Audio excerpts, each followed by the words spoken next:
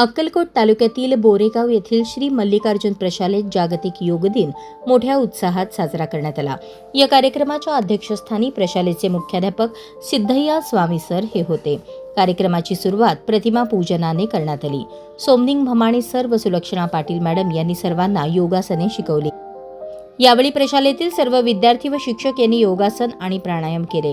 तसेच यावेळी मुख्याध्यापक स्वामी सर यांनी आपण दररोज योगासन प्राणायाम केल्याने शरीराची लवचिकता वाढते आणि स्नायू मजबूत होतात। तसेच मानसिक ताणतणाव कमी होऊन मन शांत होते, रोगप्रतिकारक शक्ती वाढते आणि विविध आजारांपासून संरक्षण होते असे सांगितले। योग आपल्या दैनंदिन जीवनात संतुलन आणि आरोग्य आणण्याचे एक उत्तम साधन आहे, त्यामुळे सर्वांनी रोज योगासन आणि प्राणायाम केले पाहिजेत असे आपल्या मनोगतातून सांगितले। या कार्यक्रमास राजेंद्र घोडके, सुधीर सांगवे, रेवणसिद्ध तावरखेड, अरविंद बनसगोळे यांच्यासह प्रशालेतील सर्व शिक्षक, शिक्षकेतर कर्मचारी व विद्यार्थी उपस्थित होते।